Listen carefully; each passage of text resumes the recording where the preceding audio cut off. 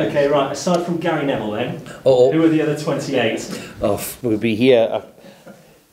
We'd be here a long time, but it's quite remarkable, and I think we're all delighted for Gary. We're all delighted that it's not often that a young British English coach gets the chance to go and manage in Spain, and it's good to see. It's good to see that he's always been a trendsetter, if that's the right word, and we wish him all the best of luck. The one thing about him, he'll be determined enough to try and succeed, because that's in him. Since he made his debut when he was 18, 19, he's to go on and play 630, 40 times where he did and win 20 trophies. It's a testimony to him, the way he goes about it, and I wouldn't be surprised at all if he goes and be a success. I would expect him to be, by the end of the season, be speaking the language. I think he already said that his wife and kids are going to move over there. He'll give it the best crack, and for all of us British coaches, English coaches, whatever you want, managers, then I think we're delighted to see that Gary's got one of the big jobs in Europe. I mean, everybody talks about it being a surprise move for Gary, but it's a slightly risky move for Valencia as well, isn't it?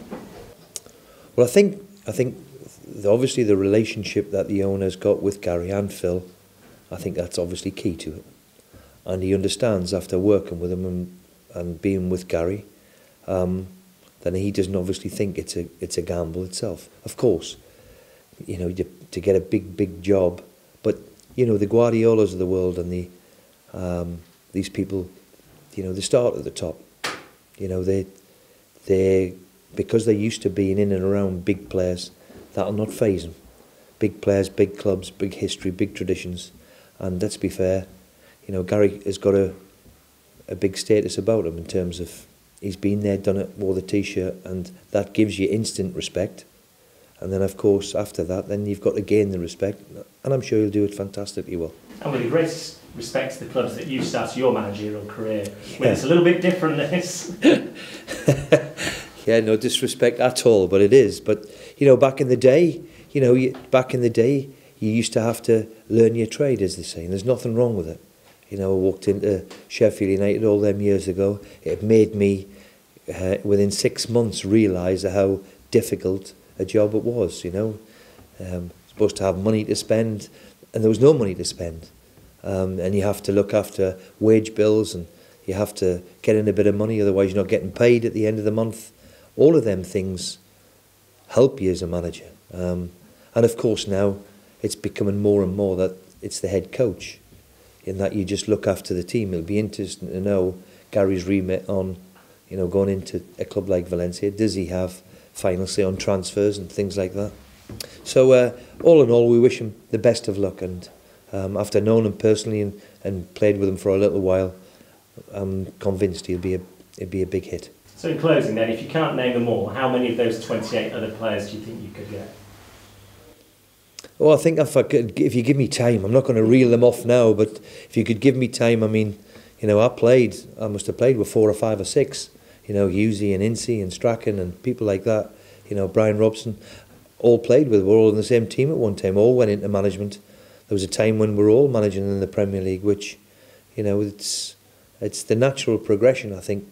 You know, we're not seeing it often enough, and you know, I've criticised often enough that people like Gary and Jamie Carragher are the two standout ones who've opted to go into the media. I think it was quite a statement from Gary to say that he couldn't turn down the opportunity, otherwise he wouldn't have been able to live with himself, because, let's be fair, it's a fantastic opportunity. However, a big demand of a club which will always to be difficult. Concentrating on your job at hand. That's good. Obviously, disappointment last Friday against Derby. Yeah. I suppose for many neutrals, they weren't surprised by the League Cup result, but from your perspective, important now to get back on that winning. Yeah, I mean, we couldn't have wished for a more difficult game in the League Cup, and for 80 minutes it looks as if we got a doing. You know, the scoreline suggests 4-1, it was pretty routine stuff up until 80 minutes. We were in with a shout. It was the best period in the game that we'd had. Unfortunately, we weren't good enough. They were too good for us on the night. I think you accept that.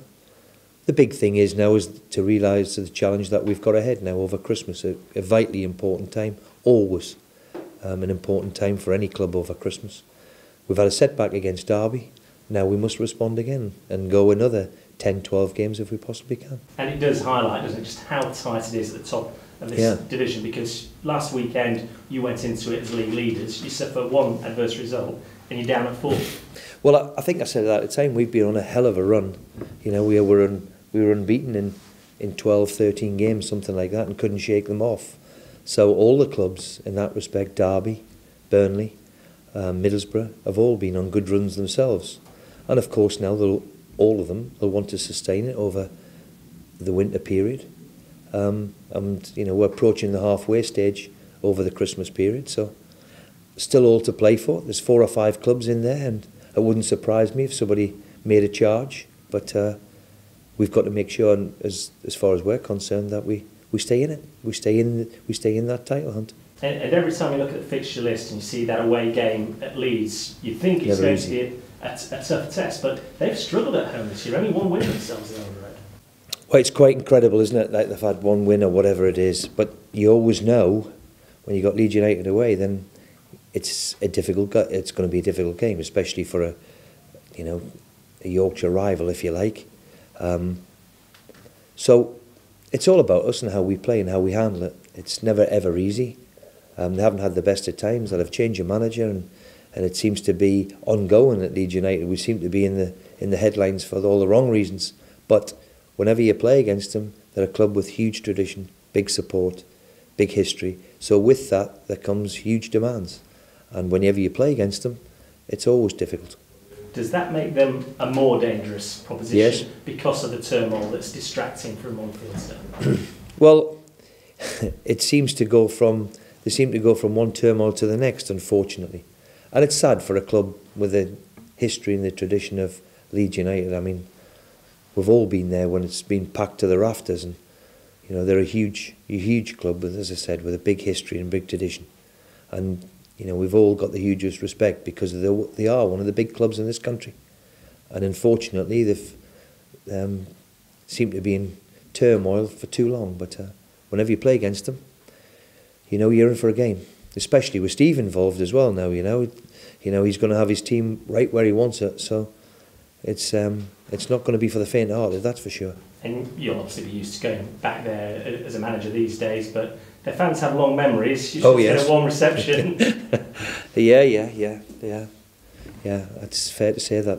Yeah, they've got long memories, and no doubt I'll get a bit of stick, but that's part and parcel of it. But yeah, there were great times. We played against them many times over the years, and as I said, when a club of huge tradition and history, and what a fantastic support they've got too. So biggest respect I've got for them, and let's hope they can sort themselves out. And just finally, team news, anything changed from the midweek? Abel's struggling. Abel has got a bit of a hamstring.